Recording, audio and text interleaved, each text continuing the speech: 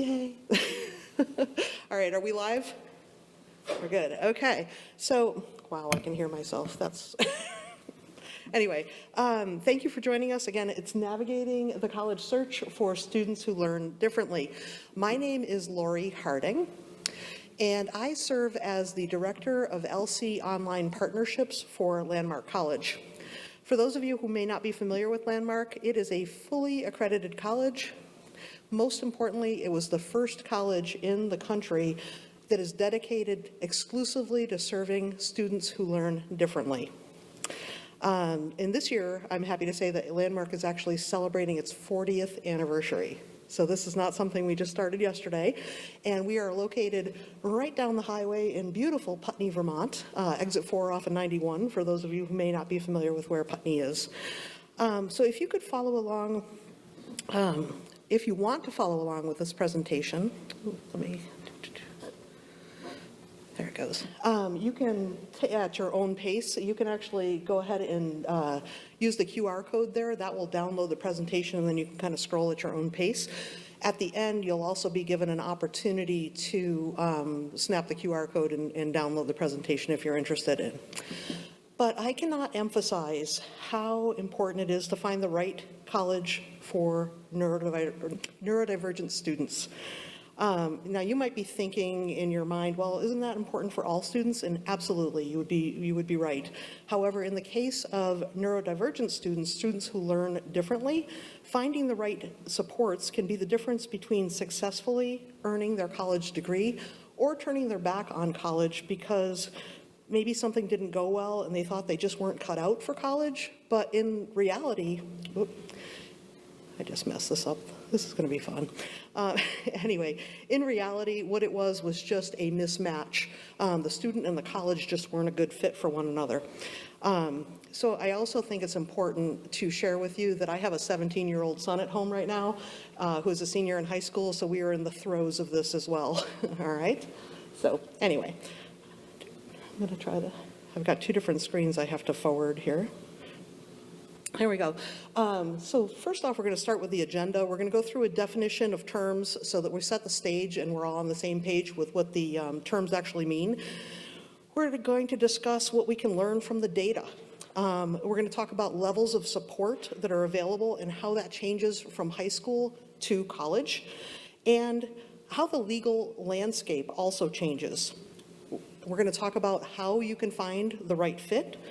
And we're going to learn about disclosing, why to and when to disclose. We're also going to learn a little bit more about Landmark College toward the end and the unique support and programming that the college offers.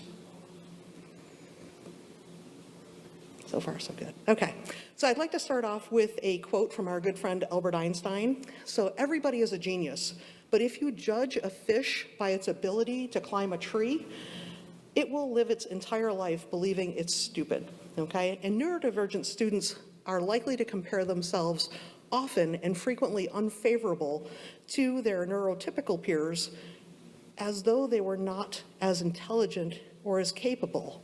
And nothing could be further from the truth, okay? There's growing evidence that shows that the cognitive traits that we group under the heading of neurodiversity actually represent adaptive strengths. People with these strengths, these adaptive strengths, often excel in things like business, art, and STEM programs. And certainly there are challenges, but with the right setting and the right supports in place, these traits actually help students flourish, and in many ways, better than their traditional learners may do in the same situation. So, pretty interesting. Key terms that we're going to talk about today, you're going to hear a lot of the words, when I say LD, it's learning differences, learning disabilities, those are kind of interchangeable. I prefer learning differences. We're going to talk about neurodiversity. Neurodiversity is all of us, okay? All brains function differently. And this is a natural, and it's actually beneficial to our species that we all function a little differently, because if we were all doing the same thing, it probably wouldn't be so much fun. And also, neurodiversity should be accepted and valued. It's not something that has to be cured, all right? we're going to talk about neurotypical, and in the sense that I'm going to use it today, this is what society considers to be the typical brain development, as well as typical cognitive and intellectual functioning. Neurodivergent is what society considers to be atypical brain development and cognitive or intellectual functioning. And some examples of that can be dyslexia, dysgraphia, dyscalculia, autism, ADHD, those types of things. So that's just to kind of set the stage. Does that make sense? Got some heads bobbing, that's good. All right, so let's talk for a minute about the data. Did you know that 1 in 5 students, that's 20% of students, actually have a learning difference? And if you think about this, here's a big number. That's 4 million children under the age of 18. It's a pretty big number. But how many of those are disclosing their learning difference to their post-secondary education, in other words, to their college? Only 24% of students with a learning disability, 25% of students with other health impairments, which are considered to be ADHD, anxiety, those kind of diagnoses, and about 63% of students that are on the autism spectrum are disclosing. So how are we preparing our students for college, and how are we supporting those students in their college search? Take a sip. Here's the impact of the data that we're talking about. Post-secondary completion data, these are young adults who have been out of school for 6 years. In the general population, about 51% of those students will finish their post-secondary education with a degree. Those numbers change among the neurodivergent students. So it's about 38% of students with learning disabilities, 35% on the autism spectrum, and 34% with the other health impairments, ADHD, anxiety. In one study, they found, this was done at a large university, they found that students who failed to disclose their learning difference to their college in the first year actually were 3.5 times less likely to complete than those who disclosed right away. So we're going to talk about disclosure a little bit here soon. Before we get there, though, these are the varying levels of support that you can find at a college, okay? Starting on your left, the over 4,000 colleges that are out there in institutions are required by law to provide accommodations under the ADA, okay? The accommodations vary dramatically by institution, and they usually have a small number of staff facilitating those services. In students, this is a huge, huge point. I'm going to say this, you're going to hear these words out of my mouth several times during this presentation. Students must self-advocate in order to get those services when they're in college. So the next box over, the coordinated services, in addition to the ADA, there are a small number of institutions that offer what they call the coordinated services. And these are skill building, such as advising, study skills, and executive functioning supports. And students who receive those additional supports succeed at a much higher rate. So now if you move into the next box, the more traditional colleges are offering structured learning support programs for students who learn differently. And these can include more comprehensive skill building services, but be careful because these services are usually fee-based services. Yes, sir. Okay, so you just mentioned about self-advocate. Mm-hmm. So during the process, as parents, can we assist during this time? We're actually going to talk about that. That's a great question. I'm going to repeat it because we do have some people listening in online. His question was about, do parents have the opportunity to help their students self-advocate when they're in college? And I'm just going to table that for a few minutes. So yes and no. That's the short answer, but we will get there, I promise. Okay, and so the other thing is you want to, so again, they're fee-based services when you get into that third box, the structured program. So you want to do a deep dive there, and you want to make sure that the services that your student needs are actually available. Then you want to find out what they're going to cost over the full time that your student is in college and going to be using those. And then the final box, there are actually 2 4-year liberal arts colleges that are devoted exclusively to students who learn differently. One of them might be Landmark. No, it is. And the other one, Landmark in Putney, Vermont, and then the other one is Beacon College in Florida.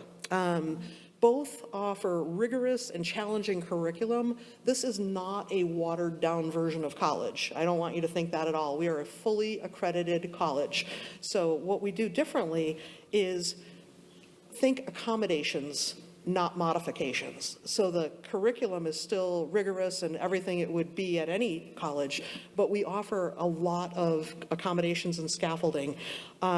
Things like universal design supports accommodations embedded in baked into everything that we do. So it's not something that's added, on a per student needed, obviously they are customized for each student, but it's literally baked into everything that we do. And we start off with lots and lots of scaffolding for students and when they first come to college, and then as those muscles get built, as those skills get built, that scaffolding can start to be pulled away so that the student can then do those things on their own. And of course, we never pull them away before it's time to pull them away. It's not like, oh, you're on your own because you've been here 2 months, 3 months, whatever it is. So next one, we're going to talk about the legal landscape, okay? So things are a little different between K through 12, so let's just call it between K through 12 and college. This is how it changes. In K through 12, your law that governs what supports you receive is done through the IDEA. That stands for Individuals with Disabilities Act and Section 504 of the Rehabilitation Act. When they get to college, it's all ADA. So that's the Americans with Disabilities Act. So IDEA and Section 504 of the rehab in K through 12, and then ADA once they get to college. The goal in K through 12 is that they successfully graduate and with a diploma out of high school, okay? When the goal in college is that they just have access. So there's no goal for success, it's goal for access. In K through 12, the school takes the lead on the services, but in college, the student takes the lead using self-advocacy. So they must, in order to do that, in order to be a proper self-advocate for themselves, they must understand their learning difference and be able to articulate it to the staff at the college, okay? In K through 12, IEPs and 504 plans are used. In college, IEPs and 504s have no legal weight. Again, it's just access under the ADA. In K through 12, all teachers and staff are aware of the student's disability status. In college, only those instructors that the student tells or notifies and lets them know about it are the ones that will know, because it's considered confidential. And here's to answer your question from earlier.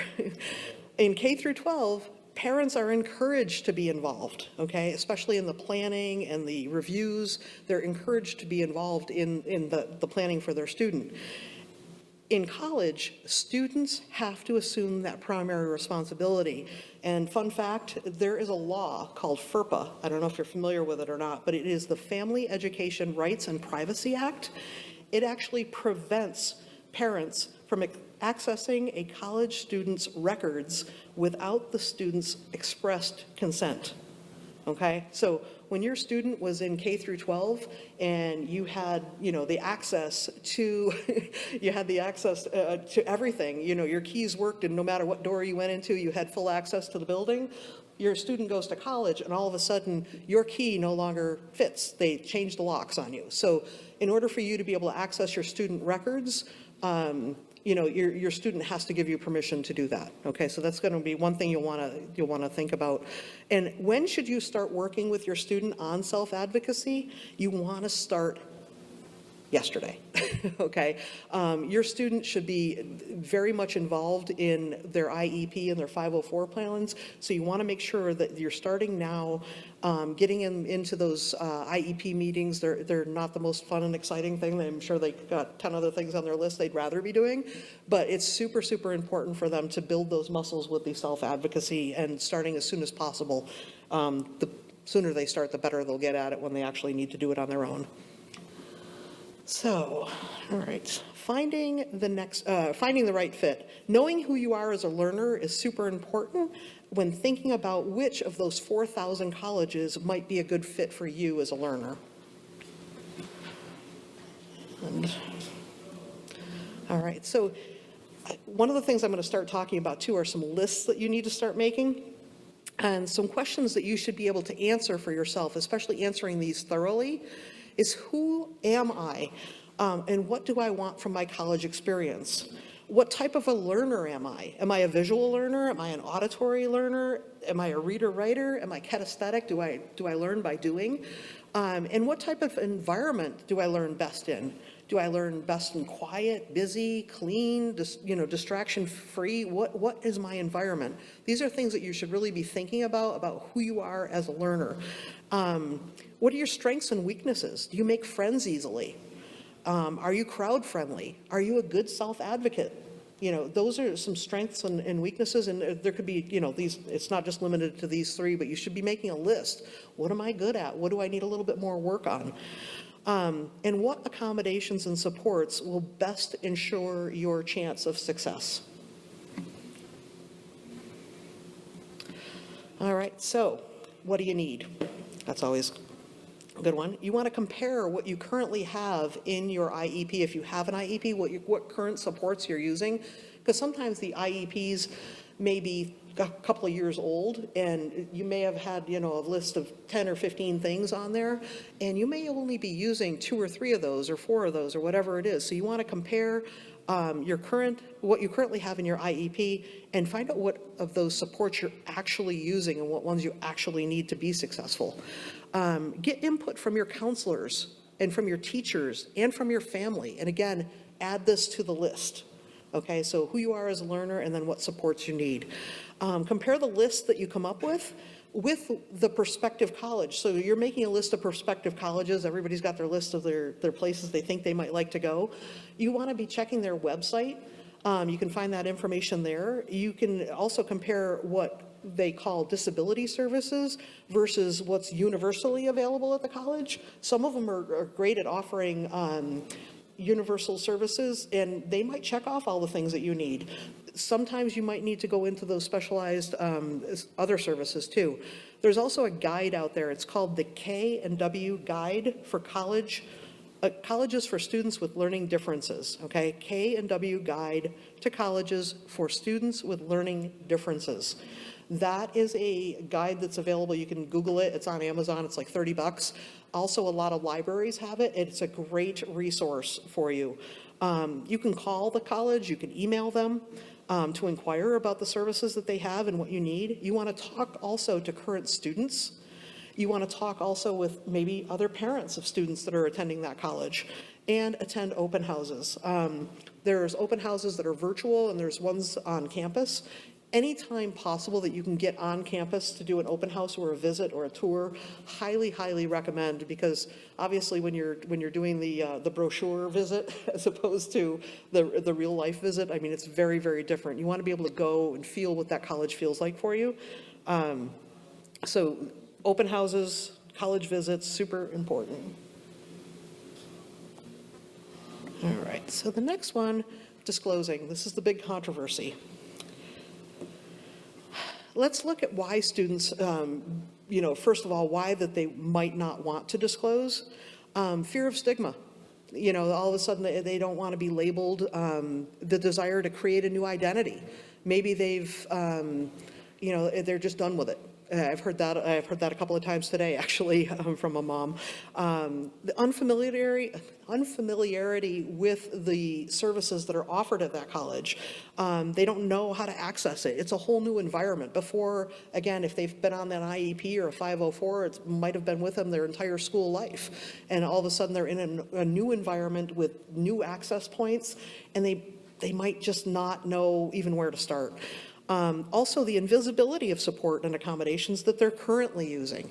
That might sound a little odd, but if you think about it, again, if something's just been your whole school career, if it's just been there, you might not realize that it's there because it's always been there. It's one of those things that you don't realize. Oh, did you ever go away from on vacation and then come back to your house and you're like, and it smells different?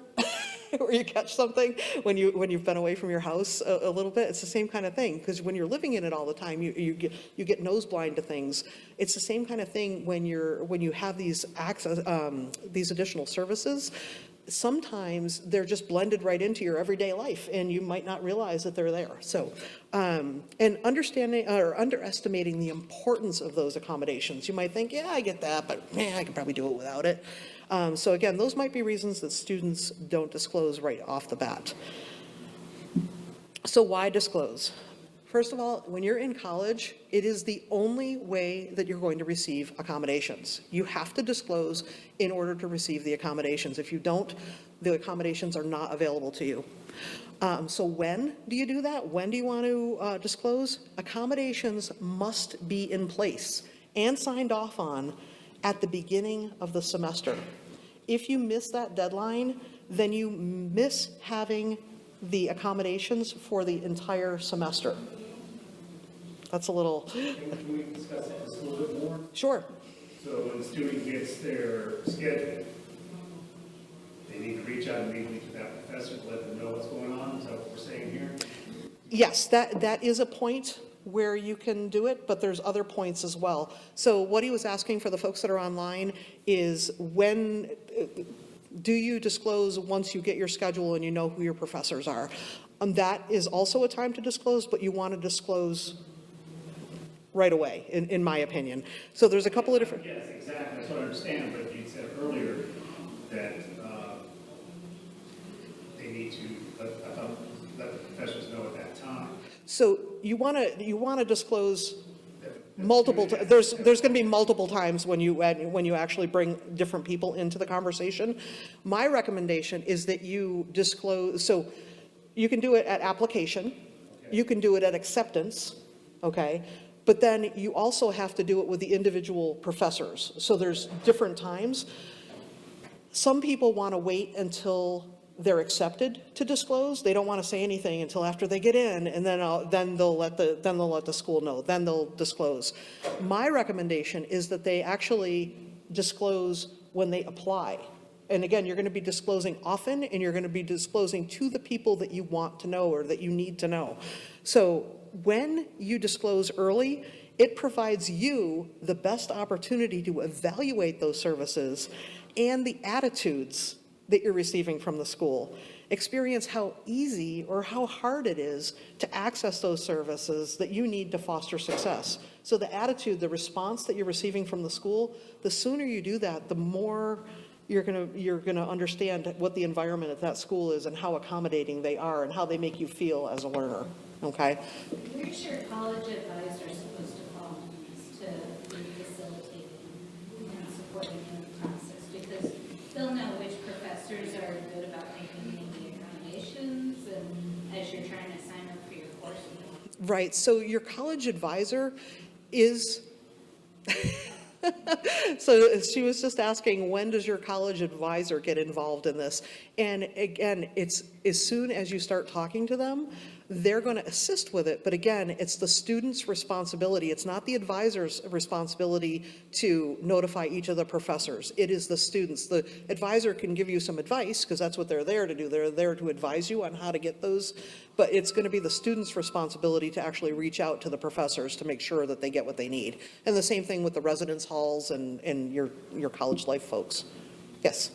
What if you reached out to your professors and talked to them and learned in their class they just don't care? Then you need to escalate. There's going to be a process at your college, and you can escalate right up to the, the ADA.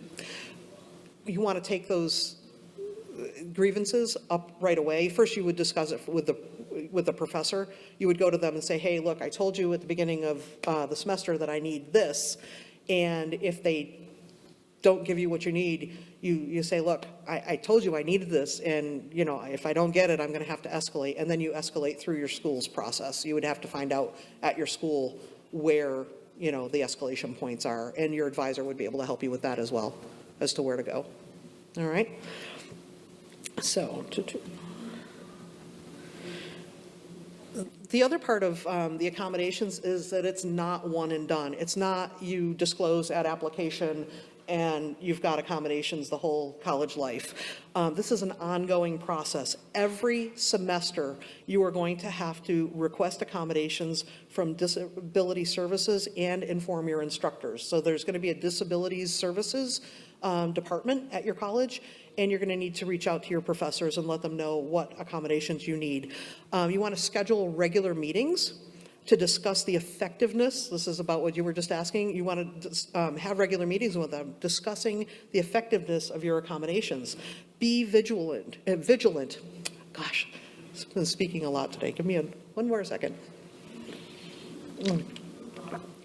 That resource fair was very exciting at my table.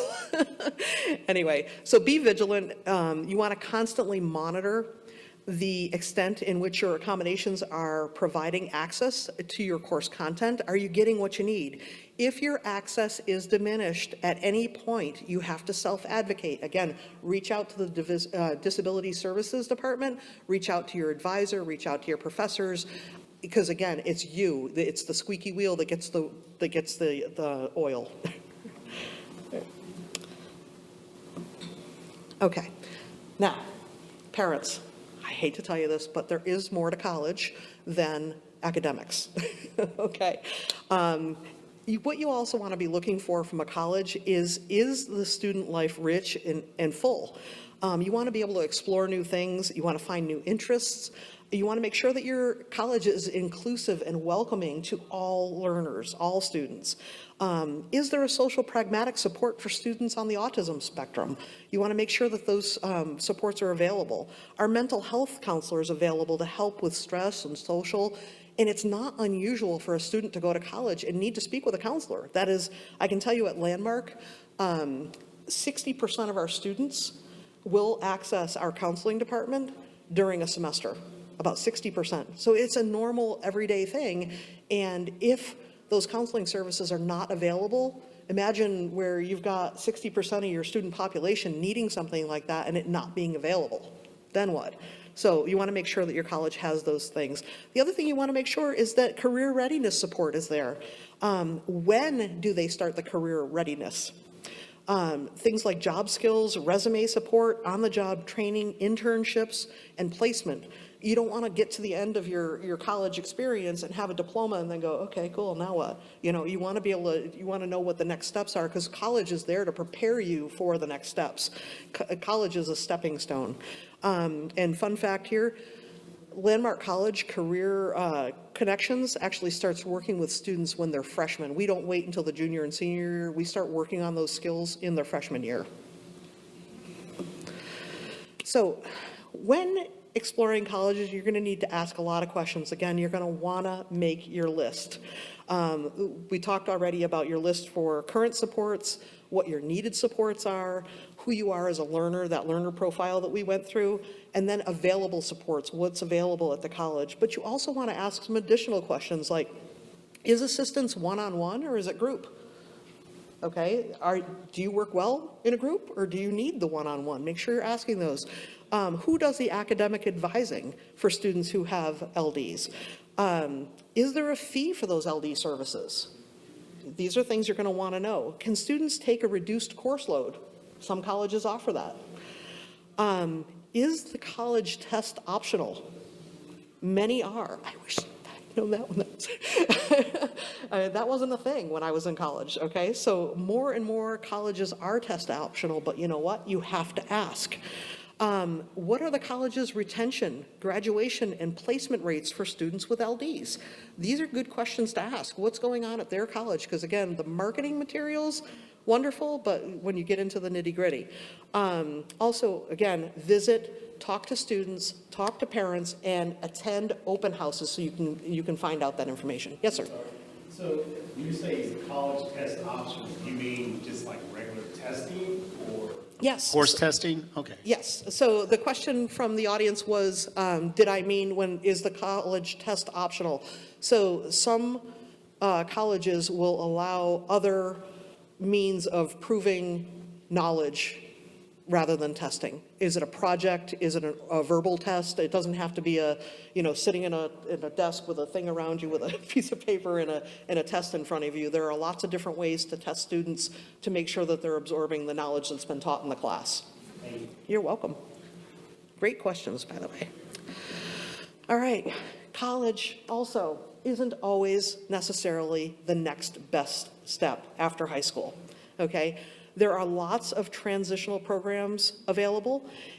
There's independent living skills if your student needs help with that. There's executive functioning skills, transitional programs. There's gap year programs. Actually, there was a table out there, I don't know if y'all saw it, but about the gap year programs that are available. There are group travel, individual travel. There's volunteering that a student can do. There's jobs and internships. There are job shadows. Maybe they don't know exactly what they want to do. And the career exploration. There's a lot of different things. So college doesn't have to be the very next step after high school. And you can still apply to college and maybe do a deferred start as opposed, and take some time off in between to do some of these things and to practice some of those skill sets that you might need to build those muscles. All right, here's another great quote, another favorite. This is from Shea, Hecker, and Layler. These are folks that work at Landmark College Institute for Research and Training, our LCERT team. They did a project called Disability to Diversity. And the quote from that project said, "The barrier to accessing education is not intrinsic to the student, but it's created by a mismatch between the student and the educational environment." So it's not necessarily, it's not the student that is the barrier. It's just a mismatch, finding the right fit for your student. Some fun facts. I told you we were going to talk a little bit more about Landmark College. How are we doing for time? We're good? Oh, perfect. Okay. Landmark College fast facts here. Again, Putney, Vermont. We have a 125-acre campus. 450 students on campus each semester from 28 states and 12 countries. Pretty cool. Very diverse. Our student to faculty ratio is 7-to-1. Okay. There are no lecture hall courses when you're at Landmark. You are not going to be one of 300 students sitting in a lecture hall trying to take a class. That's not how we do classes. We have 11 associate and bachelor's degree programs and concentrations, and we've got 3 new ones coming in the fall. 50% of the students who attend Landmark actually transitioned to Landmark from another college looking for a better experience. So they started off somewhere else that wasn't a good fit, and they came to Landmark looking for that good fit. And 87% of our bachelor degree recipients are either employed or they're in graduate school. That is a really cool number, a very high number when you compare it to others. So what's supports, what do they look like at Landmark? We have wraparound, fully integrated support services. Again, it's not a department down the hall. It is literally baked into the recipe of everything that we do. There are no additional fees for our supports. We have academic advising weekly. It's not something that you go to see your advisor once a semester when you're ready to pick your classes for the next semester. We have weekly meetings with our advisors. Our Drake Center for Academic Support, this provides faculty-run executive function coaching. This is not peer support, which you'll find at a lot of other colleges. So ours is all done with faculty. They do things like helping you organize and plan and organize your time, organize and plan for writing projects. They help you prepare for tests, projects, and other presentations that you might need to do. They help you learn about and use the assistive and educational technology, all the latest, greatest technology that's available to assist you. Counseling and health services. We have a therapy dog program. I'm just saying, that's one of my favorite things about Landmark. We actually have 9 therapy dogs on campus, and our therapy dogs are so popular that they have office hours. Okay, so if your student would like to hang out with one of our therapy dogs, they can go down to the office and see if the therapy dog is available. But if they want some one-on-one time to maybe go out and throw a ball, a frisbee, or go for a hike, they can make appointments with our therapy dogs and hang out with them. We also have a lot of emotional support animals right on campus that students bring with them that live in our residence halls with the students. We have social pragmatic supports for students on the autism spectrum. We even have a residence hall that is dedicated to the social pragmatic students. So not only are they taught those skills, but they practice them on an everyday basis in everything that they do. Again, the entire campus is dedicated to these students so that we help them build these skills. It's phenomenal. Career connections, again, building pathways to successful careers, employment readiness, okay? We have internships for our students with some fly-by-night companies you've probably never heard of.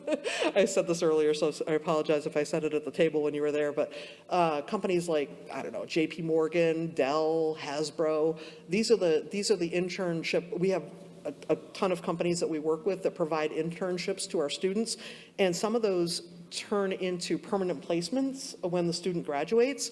And another fun fact too, bachelor degrees, students that are earning a bachelor's degree at Landmark College are required to do an internship in order to meet their graduation requirements. So why Landmark? There are multiple paths to be able to work with us.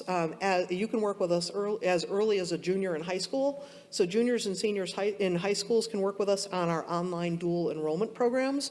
So, you may have heard about CCV and the other ones that are available, but your Vermont vouchers are good at Landmark College too. And our courses are all designed with that universal learning approach, so it speaks to all learners. So it's a great way for your student to start out as a junior or a senior earning those college credits. We have summer programs, we have bridge experience, we have the College Start program, we have online associate degrees, and then associate and bachelor's degree on campus. So you can work with us online, in person, summertime, whatever. There's lots of different entry points. Again, universal design, perspectives in learning, that is our flagship course. And in a summary of that course, it's students learn how they learn. Oftentimes those 504s and IEPs have been done for your student and about your student, but not necessarily with your student. So our perspectives in learning class, which you can take as an online dual enrollment as a junior or senior in high school, or you can take it once you get to college, does a deep dive into your diagnosis, into your learning style, so that you learn how you learn, and then you become a better self-advocate because you understand and can articulate what your needs are to the people that you're working with. So we also have that LCERT team I was talking about earlier. It's the Landmark College Institute for Research and Training. We are the only college in the country with a research institute that's dedicated to neurodiversity, okay? And students can actually have an opportunity to get involved in that. We have a Center for Neurodiversity. Students can get involved. They can work on projects and research and testing and find unique ways to solve problems. We have activities like sports. So we have a speaker series that I could use to teach us students how to be better public speakers. We have social clubs and events and off-campus trips, all kinds of stuff, and study abroad programs. Our students and our study abroad programs are led by our Landmark College faculty. We've been to places like Costa Rica, Botswana, the UK, Japan, you name it. We travel all over the world with students, so they have lots of opportunities. There you go. So thank you for coming. Couple of things. I'm going to take questions here in a second. You can use this QR code over on the side to download. There's also hard copies out there if you want. My contact information is on here, so if you have a question or you think of one later, or maybe you just don't want to ask your question in a group format like this, you can see me at my table. There's lots of brochures out there, the online dual enrollment. There's a card where you can get on our mailing list. But anyway, reach out if you want to take a picture of this and you want to reach out if you have any questions for me. Happy to answer. Oh, sorry, people online. Anyway, I'm happy to answer those questions now, or like I said, pull me aside and can answer them then. So, anybody? We have a few questions. There's 2 questions, so I'll tell you the first. Okay. What is the best process and best timing to ask the college about what support services are available to help decide if the student wants to apply to the college? The sooner the better. Usually students in high school start looking around their sophomore or junior year, they start exploring that. The sooner you do, the sooner you make your list of all the things, who you are and what you need, then, the sooner you start reaching out, the better off you'll be. And colleges do change from time to time. So once you've narrowed down to your short list, again, go back. I would recommend going back before you could apply in your senior year to make sure that those services have not changed. But the sooner the better. Everything's always start yesterday. Great. And then the next question is also the list of questions to ask. Those should be asked to the Disability Services Office, not admissions. Is that correct? So you're going to be researching those. You can ask multiple points, multiple point people. I would not just rely on one person's answer to that. I would use multiple touch points. I would look at their website. I would talk to other students. I would talk to other parents. I would talk to the disability services. I would see what's listed on the website. Go to the open houses. Ask the questions from the tour guides. Find out, because what you want to hear is the same answer from all those different points. You don't want to hear one thing from this and one thing from that and not know what's going on. You want to make sure that they're all singing from the same hymn book. There you go. Any other questions? Please, go ahead. Don't fight over it, folks. Thank you. My question is regarding requesting accommodations. So when a student goes to request accommodations, what sort of documentation is required? Their IEP, even though it's not really. So that's a great question. Their IEP, even though it doesn't have any legal weight in college, it's a great starting point. So again, you should know what your accommodations needs are before you go and apply. So again, using your current counselors and teachers and advisors, and then going to the college. But the documentation, you have to, so like with Landmark, in order to become a student at Landmark, because we work exclusively with students with learning differences, we need to see, diagnostic information. So it's going to depend, different colleges will have different requirements. So you want to just reach out and find out what they need. Some of them may not need much of anything, and other ones, like Landmark, might need a little bit more. Do you know of any experiences where someone does divulge that they have a disability and a college holds that against them? They mentioned here 25,000 people applied for UVM. I'm not sure what their acceptance rate was, but do you see a point to where they would choose someone without a disability over someone with a disability? That's a whole can of worms that I have I'm sure really it no is, I really have no idea what that would be. And so that, again, that's one of the when do you disclose thing. Do you Correct, disclose correct. ahead of time? Do you not? Do you, and that's really going to be a personal choice. Again, it's a discrimination thing that shouldn't be happening. Correct. But then, how do you prove it? And do you see the new presidential administration going? I can't comment thank on you. that. I have my own opinion, but we all have our own opinions. So you guys have been very quiet. Yes, ma'am. Oh, he's coming in with the mic. Hold on. This is so that the people online can hear us as well. How can you balance accommodations for learning disabilities with accommodations for physical disabilities, like physical brain disorders that cause like seizures or difficulty walking? I don't know what you mean by, how do I balance it? A lot of times, at least in my experience, when I work with someone on accommodations, they only have so much time and willingness to accommodate you. And when you have both physical and cognitive disabilities, it makes it really difficult to find the accommodations for both and not feel like it's almost too much, or your teachers feel like you're a burden almost. So those are going to be great questions for you to ask in the college that you're going to. You know, do they have limits? Are they only able to do so much for you? You know, are you feeling like, you know, you want to find out what staff is available in the disability services group so that you know that they've got enough staff that's going to be there. If you're feeling like, you know, you had to wait 6 weeks for an appointment, for instance, just to be able to talk. What was that? A little more than that. Yeah, so that's what I'm saying. If you're getting that when you're first dipping your toe in and you're first inquiring, if it's waiting that long, what do you think and that's when they're trying to earn you as a student? What's going to happen when you are a student? They've already got you. They've already got the money. And they've already got you as a student, and you're already in, and they're on to the next one. So those are the types of things that you want to weigh personally and ask. I mean, there's never going to be a definitive answer of, you know, how much time is dedicated to each student, what services are they going to be able to do compared to another college. You're going to have to really weigh those yourself and determine what your levels of comfort are. So. Who do I give the mic to, she says. Hot potato, hand it off. Did we have any more questions in the online chat? Okay, we're good there. Anybody else in the room? All right. There you go. Well, thank you again. Thank you for our moderators. Thanks for coming. There you go. And if you wanted any more information or you want to sign up for our mailing list, all the stuff is still on our table, so you can fill out that card, drop it off there, or pop it back in the mail. Grab a brochure on the online dual enrollment and get your students enrolled. The sooner the better. Best time to start is yesterday. And we're already enrolling for fall. So there you go. Thanks for coming.